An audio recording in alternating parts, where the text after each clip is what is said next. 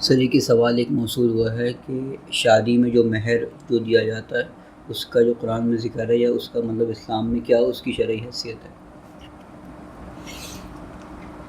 مہر کے بارے میں سوال موصول ہوا کہ مہر کا قرآن کے اندر کوئی ذکر آیا ہے یا نہیں، اس کی اسلام میں کیا حیثیت ہے۔ قرآن کے اندر جو آیات آئی ہیں ان کو بھی سامنے رکھوں گا، اور جو ہمارے ہاں مہر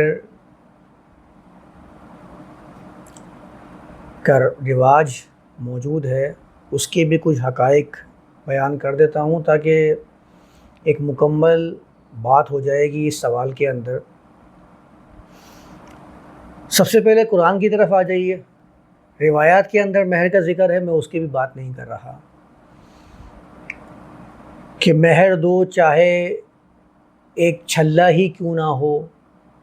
بخاری کے اندر روایت میں نے پڑھی تھی، مہر تمہارے پاس اگر قرآن کی چند آیات ہیں تو وہ آیات سکھا دو، وہ تمہارا مہر ہو جائے گا۔ یہ بھی بخاری کے اندر میں نے روایت پڑھی تھی۔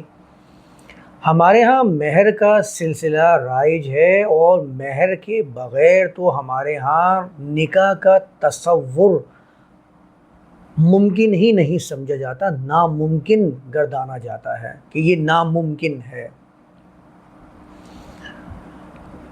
قرآن سے اس کو سند دینے کی جو کوشش کی جاتی ہے، میں آپ کے سامنے وہ آیات بھی بیان کر دیتا ہوں۔ ایک مقام پہ آیا ہے وَآتُوا النِّسَاءَ صَدُقَاتِهِنَّ نِحْلَةً، نساء کو دو۔ میں ابھی نساء کے بارے میں بحث نہیں کر رہا کہ نساء کا بنیادی معنی کیا ہے، عورتیں آپ سمجھ لیجئے، ترجمہ آپ عورتیں ہی کر لیجئے جو آپ کرتے ہیں، کہ عورتوں کو صدقات، ان کے صدقات دو۔ صدقات کا مطلب بھائی مہر کب ہوتا ہے؟ قرآن میں تو انما الصدقات للفقراء والمساکین والی آیت آئی ہے، آپ وہاں پر صدقات کا مطلب مہر کرتے ہیں، وہاں تو مہر نہیں کرتے۔ جب وآتوا النساء صدقاتهن نحلہ آیا تو آپ نے صدقات کا ترجمہ مہر کیوں کیا ہے؟ صاد، دال اور قاف سے بننے والے تو کئی ورڈز ہیں جو آپ استعمال کرتے ہیں، کہیں بھی آپ نے ان ورڈز کے ترجمے کے اندر مہر کیا تو اس آیت کو مہر کی دلیل بنانا ہی غلط ٹھہرتا ہے۔ اور یہاں پر تو وآتوا النساء آیا ہے نا، نساء تو عورتوں کو کہتے ہیں، بیوی کو تو نہیں کہتے نساء۔ بیوی تو عورتوں کی کیٹیگری میں شمار کی جاتی ہے، اس لیے بیوی شمار کی جاتی ہے، لیکن نساء تو آپ کہتے ہیں کہ تمام عورتوں کو نساء کہا جاتا ہے۔ تو یہاں پر وآتوا النساء صدقاتهن نحلہ لکھا ہے کہ عورتوں کو ان کا صدقات دو۔ میں بھی صدقات کی میننگ بھی نہیں کر رہا، صدقات کی میننگ آپ خود کر لیجیے گا، صاد دال قاف، صدقہ، ان کا صدقہ دو، بالکل سمپل آسان ترجمہ۔ تو اس میں نساء کے اندر تو پھر تو ساری ہی عورتیں آ گئیں، مائیں آ گئیں، بہنیں آ گئیں، بہو آ گئیں، عورتوں کی ساری کیٹیگری اس میں نساء میں آ رہی ہے۔ اس کو خاص کرنے کی وجوہات، صدقات کا ترجمہ مہر کرنے کی وجوہات، اس کا کوئی تعلق مہر والی بات سے ہے ہی نہیں جو ہمارے یہاں مروجہ مہر ہے۔ اچھا، ایک آیت پیش کی جاتی ہے کہ سورۃ النساء کے اندر آیا ہے فَمَسْتَمْتَعْتُمْ بِهِ مِنْهُنَّ فَآتُوهُنَّ أُجُورَهُنَّ فَرِيضَةً، بس جو بھی تم نے فائدہ حاصل کیا ان سے، فَآتُوهُنَّ تو ادا کرو ان کو، أُجُورَهُنَّ ان کا اجر۔ مہر کا لفظ موجود نہیں ہے، مہر عربی زبان کا لفظ ہے، قرآن نے مہر استعمال نہیں کیا، آپ نے مہر کیوں استعمال کیا ہے، اس کی وجہ کیا ہے وہ میں بیان کرتا ہوں، اس کے پیچھے حقائق کیا ہے۔ اس آیت کو بھی عورتوں کے لیے استعمال کیا جاتا ہے، عورتوں کے لیے، بیویوں کے لیے استعمال نہیں کیا جاتا، کیونکہ آیت کا اسٹارٹ ہوا تھا وَالْمُحْصَنَاتُ مِنَ النِّسَاءِ إِلَّا مَا مَلَكَتْ أَيْمَانُكُمْ، وہاں ترجمہ کسی نے بیویاں نہیں کیا، وہاں ترجمہ سب نے کیا ہے کہ عورتوں میں سے پاکیزہ عورتیں۔ آپ ترجمہ اٹھا کے پڑھ لیجیے کسی کا بھی، اس کو بھی آپ نے بیویوں کے ساتھ خاص کر دینا، یہ بالکل غلط ہوگا۔ اور وہاں پر جو ذکر آیا ہے اس کا ترجمہ اس طرح سے کرنا، یہ تو پتہ نہیں کہاں آپ کے مائنڈ کو لے جائے گا کہ ان سے فائدہ لے کر ان کا اجر عربی زبان میں مزدوری کو کہتے ہیں بھائی. اجیر عربی زبان کے اندر مزدور کو کہا جاتا ہے، ماجور اس کی تنخواہ کو کہا جاتا ہے جو اس کو دیا جاتا ہے کہ یہ مقرر کردہ مزدور تھا. آپ مزدوری سمجھ کے دے رہے ہیں، فائدہ حاصل کر کے اس سے لذت لے کر دے رہے ہیں. ترجمہ ایسے کیا جاتا ہے تو ایسے ہی گمان ذہن میں آنا شروع ہوتے ہیں. نہ تو النساء کا تعلق عورتوں سے ہے، نہ بیویوں سے ہے، اس کا تعلق بالکل الگ ہے. یہ دونوں آیات آپ کے دلیل کے مطابق ہیں ہی نہیں. مہر کا ذکر ہی نہیں ہے، پہلی بات تو یہی ہے. اب آ جائیے مہر، میم ہا اور را، اسی سے مہارت کا لفظ بھی آیا نا. آپ مہر کا ترجمہ اٹھا کے پڑھ لیجیے لغت کی کتاب کے اندر. شرط کا پیسہ، یہ ترجمہ لکھا ہوا ہے مہر کا. قیمت آپ اٹھائیے المنجد کو، بہت آسان ہے، نیٹ پر اویلیبل ہے. آپ میم ہا اور را کا لفظ لکھیے نیٹ کے اوپر، پھر دیکھیے اردو میں ترجمے کیا کیا آ رہے ہوتے ہیں. قیمت، شرط کا بدلہ،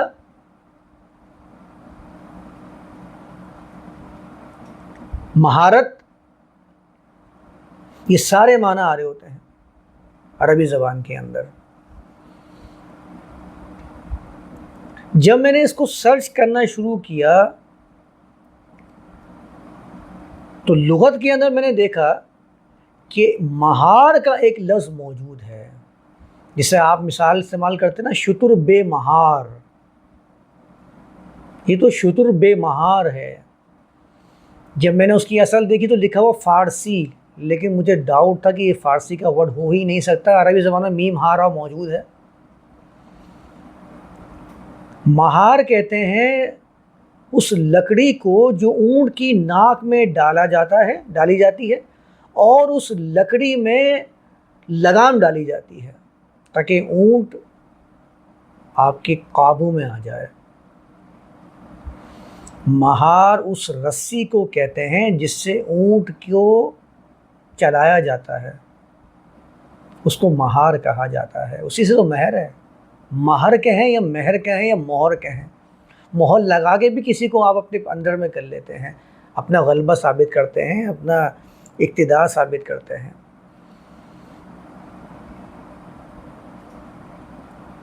تو مہر استعمال کیوں کیا ہے انہوں نے؟ عورتوں کو پیسہ دینے والا جو معاملہ ہوتا ہے اس کو مہر کے لفظ سے ہی کیوں تعبیر کیا گیا؟ میں نے کیا کہا تھا، انہوں نے اجر کا لفظ استعمال نہیں کیا. اگر آپ قرآن کی آیت پیش کر رہے ہیں تو اجر کا لفظ استعمال کرتے کہ عورتوں کو اجر دے دو، نہیں کیا. اگر آپ قرآن کی دوسری آیت کو بطور دلیل پیش کر رہے تھے تو صدقہ استعمال کر لیتے، نہیں کیا. مہر کیوں استعمال کیا؟ یہ بتانے کے لیے کہ یہ جو پیسہ میں اس عورت کو دے کر اس کو اپنے لیے جائز کروا رہا ہوں، اس کی لگام میرے ہاتھ میں رہے گی، اس لیے اس نے اس کو مہر کے لفظ سے تعبیر کرنا ہی بہتر گمان کیا کہ میں اس کا لفظ مہر ہی استعمال کروں تاکہ بار بار جو سمجھنے والا ہے وہ جان لے گا کہ اب یہ میری ناک میں لکڑی ڈال کے لگام ڈال رہا ہے. لگام کا سبب، لگام کا ذریعہ ہوتا ہے مہر، پیسہ دیا، لگام ڈال لی. ہمارے ہاں جو نکاح کا تصور ہی ناممکن نظر آتا ہے اس مہر کے ذریعے، آپ مجھے بتائیے، تصور کیجئے، سوچئے بیٹھ کر. آپ بھی کسی کے باپ ہوں گے، کسی بیٹی کے بھائی ہوں گے. مہر کیوں رکھا جاتا ہے؟ پیسہ کیوں رکھا جاتا ہے؟ سوچئے کس طرف جا رہا ہے ذہن.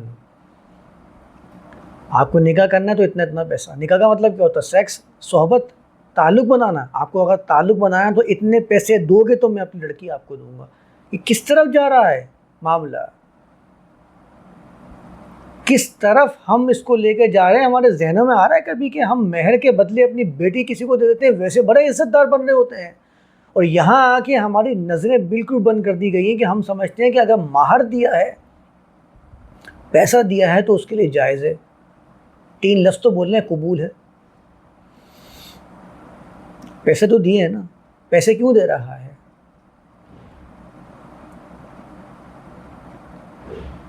آپ اس کو لے کے جائیے کسی اور طرف جہاں آپ کا ذہن جا رہا ہے. بڑے احتیاط کے ساتھ میں کہہ رہا ہوں، میری ویڈیوز سب سن رہے ہوتے ہیں، عورتیں بھی سن رہی ہیں، بیٹیوں کے باپ بھی سن رہے ہیں.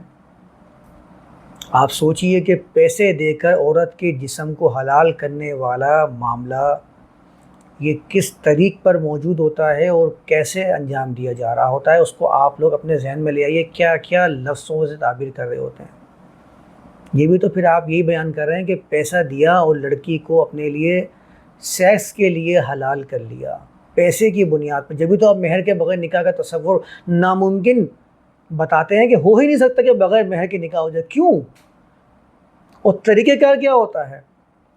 آپ جائیے، گھونگھٹ اٹھائیے، پہلے مہر کے پیسے دیں، پھر سیکس کو اپنے لیے حلال کریں. کیسا تصور، کیسا گھناؤنا تصور ذہن میں آ رہا ہوگا آپ کے بھی اور میرے بھی. ہم سب بھی انہی معاشروں کے حصے ہیں جہاں پر یہ رائج ہے. پیسے کے ذریعے دوسرے کی عزت کو حلال کر لینا، اس کا دوسرا نام مہر ہے. تم میری بیٹی سے نکاح کرنا چاہتے ہو، نکاح کا مطلب ذہن میں رکھیے گا، نکاح کا مطلب ہوتا ہے تعلق بنانا، سیکشول انٹرکورس کرنا. عربی زبان کے اندر تم تعلق بنانا چاہتے ہو، اتنا مہر دو. مہر یہ خوبصورت بنا کر پیش کر دیا گیا، اتنا پیسہ دو.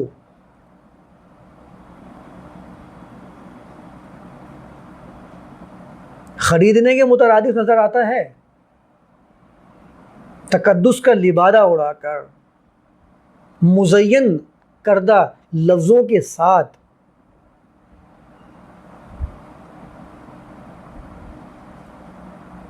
دوسرے معاملات کے اندر بھی تو پیسہ دے کر ہی ایگریمنٹ کیا جا رہا ہوتا ہے نا. سوچئے کیسا گھناؤنا معاملہ ہے. ہم اس کو روز انجام دے رہے ہوتے ہیں، بہت اچھا سمجھ رہے ہوتے ہیں. روایات کے اندر جو باتیں موجود ہیں ان کو ترک کر دیجئے، نہیں ہے دین کا حصہ. قرآن کی آیات کے ترجموں پر نظر ثانی کر لیجئے، نہیں ہے یہ آپ کے دعوے کی دلیلیں. کیسے ہو سکتا ہے کہ پیسہ دے کر کسی کے جسم کو حلال کر لیا جائے اور اس کے بغیر اس تصور کو ناممکن گردانا جائے؟ بہت غلط نظریہ ہے یہ مہر والا معاملہ. قرآن نے نکاح کے معاملے کے بارے میں کوئی شرائط بیان نہیں کیے ہیں. سن لیجئے غور سے.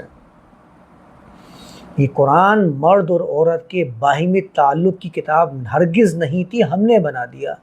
یہ قرآن انسانیت کے مسائل پر مبنی کتاب تھی.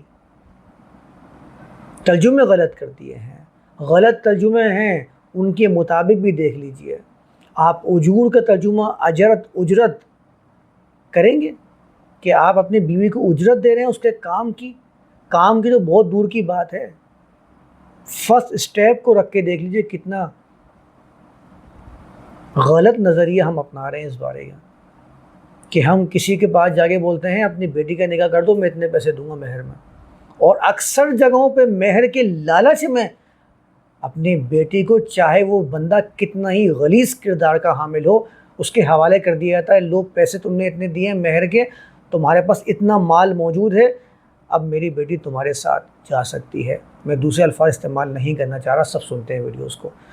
تو میرے خیال سے یہاں تک بات سمجھ میں آ گئی ہوگی. اور مہر کا لفظ استعمال اس لیے کیا جاتا ہے کیونکہ مہر یہ آپ استعمال کرتے ہیں لگام کے لیے.